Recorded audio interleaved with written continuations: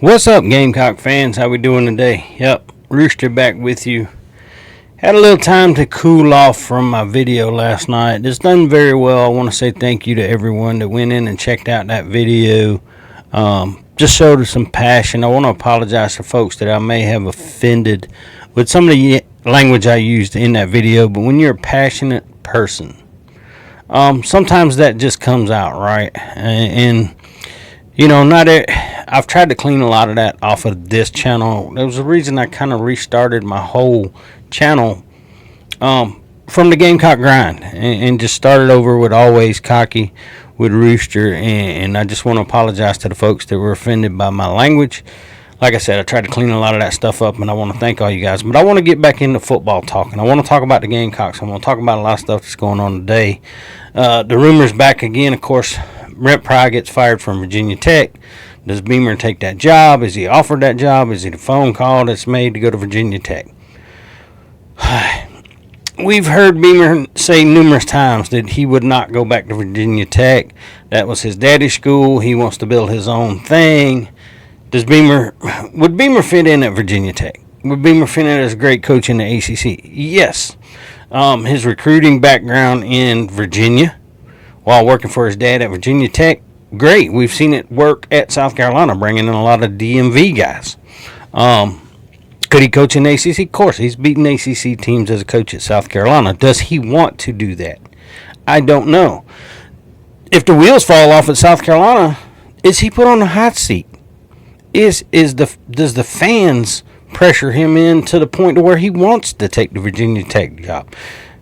It's just a lot of things. After that game yesterday, if the wheels fall off, here's a fear the Rooster has. Recruiting. Right, we had a lot of recruits. Well, recruits, they say, don't look at games like we look at games. You know, they're being recruited and all that stuff. But it was kind of, I still say it was embarrassing. Just total embarrassment. I think the coaches are embarrassed. I believe the kids are embarrassed. I believe the fans are embarrassed too. But I don't want to hear any coach speak out of Beamer this week. I want to hear truths. I want to know, there's coaches that do both. There's coaches that'll tell you the truth, and they'll tell you if there's issues and the things they need to fix. And then there's some coaches that'll just not say nothing, and it's on me as the head coach. I'm responsible for it. I'm supposed to take it. Well, we went through the video last week about the O-line and kids letting stuff slip out. Is there more of that in this program that we don't know, where there's issues going on? South Carolina's a talented football team. Vandy came in with a plan that was very different, right? We remember sometimes these different weird offenses give people trouble. Vandy basically runs a triple option offense. If you look at their playbook, there's an option for the pass, there's an option to hand the ball off, or there's an option for Pavia to run almost every play. They use a lot of misdirection stuff, a lot of eye candy. Gus Malzahn type offense. That's what we talk about. I think South Carolina wants to know or the fans of South Carolina want to know what's our offensive identity? What does South Carolina want to be? For 5 years now, we've had 3 offense coordinators under Shane Beamer. They're all NFL guys. So is that the philosophy that Shane Beamer wants? Is that his offensive philosophy? Sometimes we ask that question because we know Shane Beamer was never a head coach or a coordinator. Most times we have that answer because one of these guys was a head coach was either offensive coordinator or defensive coordinator. So you kind of want to know, a lot of these defense coordinators, they hire offensive coaches based upon how they operate their defense. If you want to run a hypo system, your defense is probably going to spend a lot of time on the field because your offense scores so fast that it doesn't allow for a lot of time. So what do you have to do if you run a defense like that? You got to build depth, and you got to be able to rotate players. That's kind of how it is, right? We saw a fantastic game between 2 different philosophies yesterday in Georgia, Tennessee. Georgia, bigger, physical, bigger runners. We know Mike Bobo's kind of game style, but they also threw the ball with Gunnar Stockton. They had some plays dialed up for him. Stockton can kind of move. Reminds me of Stetson Bennett, if you want me to be truthful.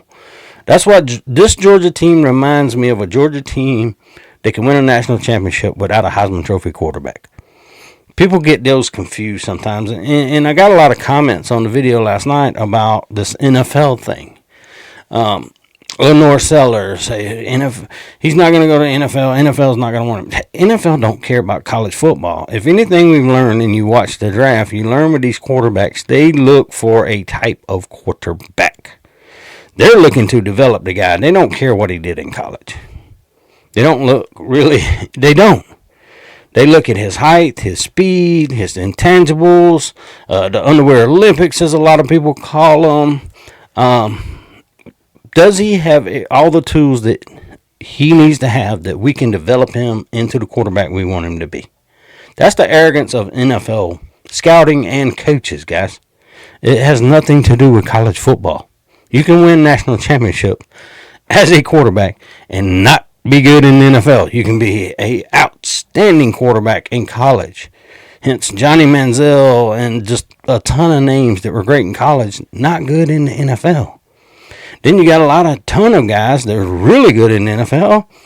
They really wasn't on national championship contending teams. You think about Patrick Mahomes, and you think about Dak Prescott's and guys like that are good in the NFL. They weren't really on national title contending football teams. You get what I'm saying? Lamar Jackson, Louisville was never contending for a national championship with Lamar Jackson. So just look at what these guys are doing in the NFL, and remember that when you think Lenore Sellers can't go to the NFL at the end of this year. And if he does, what does South Carolina have?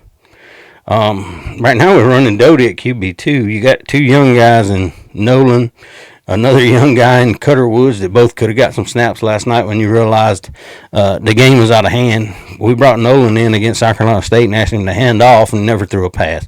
So I'm a bit confused on what our offensive philosophy is supposed to be at South Carolina. Does Shane Beamer have one? But also in there's been a lot of comments and a lot of questions. Who would I hire if Shula gets gone? Shula's the problem if he gets fired. Well, first we know Shane Beamer don't really fire coaches during the season, but they do change at the end of the year. If the wheels fall off of this thing, is Shula removed and replaced before the end of the year? Does the heat get turned up on Beamer if South Carolina screws around and wins 3 to 4 games?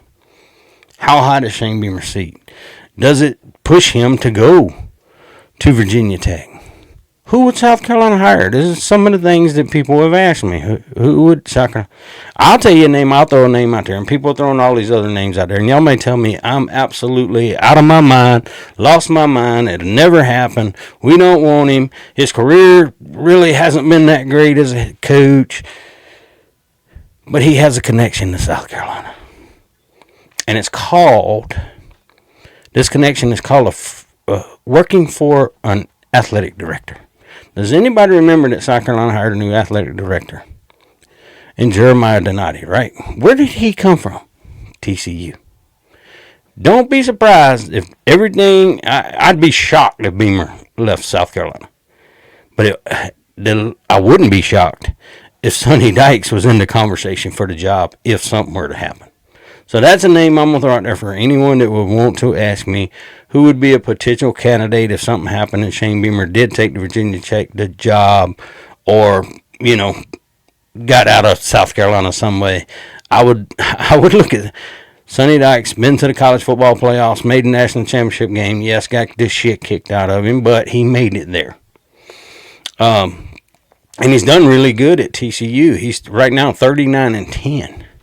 Counting his 2 wins this year, his offense is a little exciting in the 30s, 40s. They score some points out there at TCU. You say, well, that was the Big 12.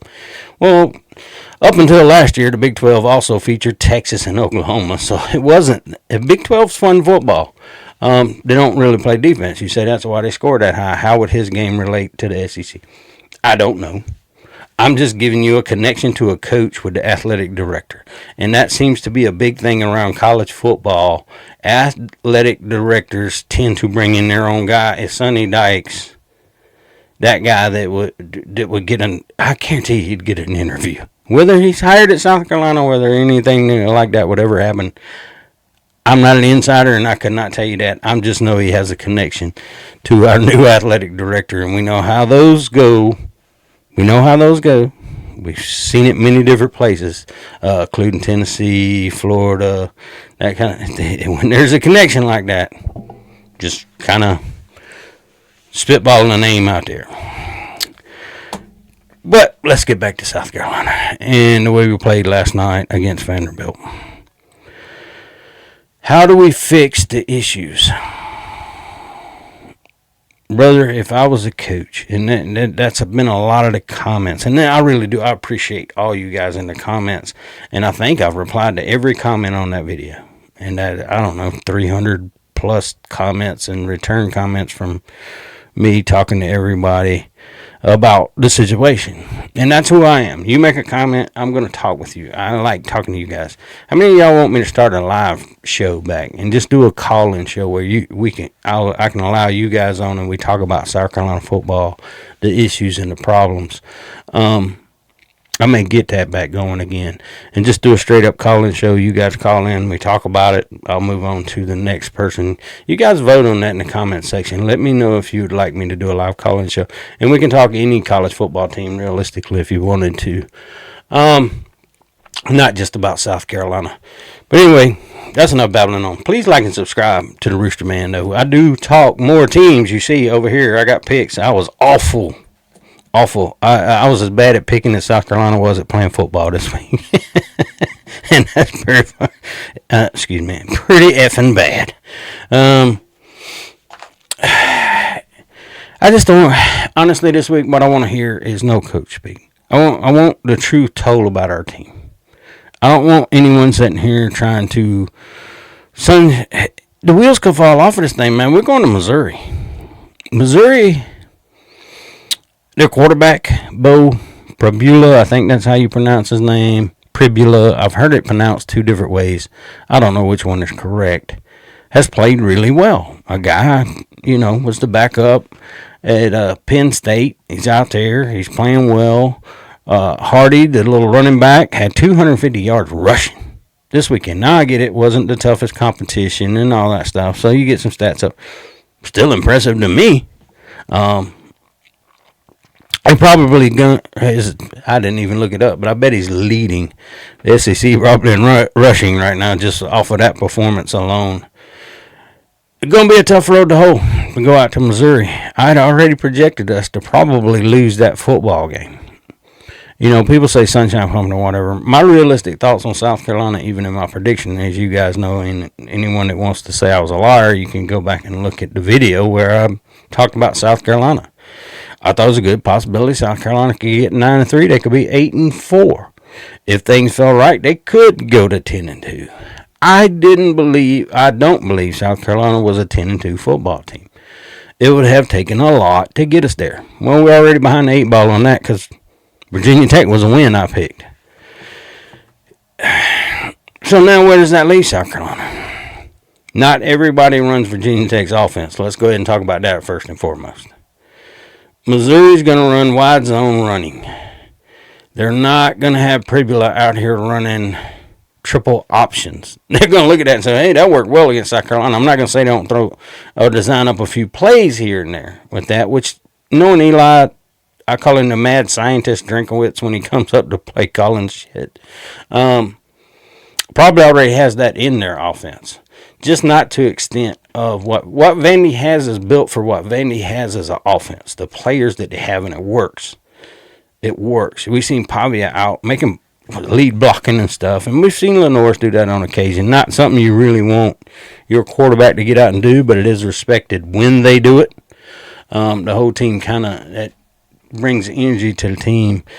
You take a big chance on your quarterback getting hurt if that happens, and Vanderbilt's not going to be as good without Pavia. That's a fact. So if he gets hurt, and we know he was beat up last year, that's just kind of tough to ask your quarterback to get out there and do that. And you say, well, that quarterback's tough. Yeah, until he ain't playing in the game and you're mad while you're losing when you had the opportunity to win some football games. Going to be tough. At Mizzou, good defense. South Carolina, man, I don't know if we have any answers right now. Was it a one-off? Just sleepwalk into that game, kind of like we did against Ole Miss last year. Kind of have some things happen at the beginning of the game, some coaching decisions. Ole Miss, we kind of went for it on some fourth downs, fake punt things in the beginning of the game that kind of shot us in the foot, and it never really got going. Well, the big question is Lord Norris Sellers going to play against Missouri? It was a back-and-forth battle with Missouri last year, and it took driving the ball down the field and Rocket Sanders scoring there late in the game for us to get that win. Now, do we say Missouri was a better team last year? That's still left and debatable. Missouri was a really good football team last year, also a very experienced football team last year, a little different now. We know they beat Kansas, but they had their struggles. How good is Missouri? We'll find out, but we're going to their house. And I thought we could protect our house, and that's the biggest embarrassing thing. Your first night game of the year, all the hype around it. You got Marcus Lattimore out there on the field talking. Recruits. Is South Carolina doing too much? Like, not football stuff. Outside of football stuff, all this NIL stuff, all this Heisman talk, all this playoff talk. Now can we reset? Can we cut all that out? Reset back down. We're not even ranked in the top 25 anymore. So now you reset. Now you're not the hunted anymore. You're the hunter. You go back to that mentality of the hunter. Yeah, here's what I get with something. Sometimes you got to play like you have nothing to lose, and that's exactly how Vanderbilt played last night. Vanderbilt was in a position that they had nothing to lose when they walked into our house. If they come in and South Carolina beats them, guess what? We were supposed to. They had nothing to lose. They could play free. They could play however they needed to play to win the football game because they absolutely had nothing to lose. They weren't expected to win that football game. They weren't. I mean, yes, some people were picking them, but I'm just talking about overall. Unranked Vandy, who has lost 16 in a row to South Carolina up until last night, had nothing to lose. That's a dangerous football team. Football teams that have nothing to lose coming in your house are very dangerous football teams, especially if you know they're playing really well. I don't know. We'll go through the Missouri thing and we'll look at it and we'll talk about it this week. But I'm just telling you, I have not changed my opinion that we're going to lose to Missouri. There's nothing South Carolina has done in the great year of 2025 college football that tells me to change my mind from us going to Missouri and getting our butts beat. I projected it before the season and I'm still riding it. Now, as far as the rest of the shit that's going around today, excuse the language again, about Beamer going to Virginia Tech, getting a phone call, whatever, man, that's some rocks we'll kick down the road, some cans when it's realistic. They're going with Philip Montgomery to be an intern. They have a long time to discuss it. I don't think they look at hiring anybody till late in the season. They kind of rock with what they got at Virginia Tech. There's still 9 more games. 11 more weeks of just regular season action, right? So, does this linger on for the next 3 months about Beamer going to Virginia Tech? Does he get the phone call? Does South Carolina, the wheels fall off and we're looking around and we've got a 3-4 win season going on? There'll be shit burning in Columbia for sure. But anyway, let's get out of here for today. Like I said, I just wanted to come on and apologize to people that I might have used some language and I have tried. I know y'all don't say you don't need to apologize for that, Rooster. You were passionate or whatever. I just want to let people know. I know they let their children watch this channel. And then that's where I want to apologize because I don't want to. The reason my channel is not for kids is because that's the only way you can make comments. If I was to mark my videos where it's available to kids, you wouldn't be able to put comments in. And that's why most channels are set that way of 18 and older, unless you do kids content. A lot of people may not understand that about YouTube, but unless you do kids content and you're not looking for comments, read kids' books or whatever on YouTube. There's a million different channels. But that's why people do that it's restricted and you have to be 18. It's because you can't make a comment. If I was to set it up where kids go watch it. But anyway, love all you guys. Let's talk some more ball, man. Hit the comment section. Hit me up with some thoughts on other football teams, too, not just South Carolina. Sometimes it helps me break that sadness from that loss last night. But I'm not angry anymore. It's time to move on. There ain't nothing we can do. Congratulate Vanderbilt. Tip your hat to them. Whatever we got to do. It's a new week. And we're going to walk towards maybe getting back on our feet. I just don't see it. Anyway, love all you guys. Peace.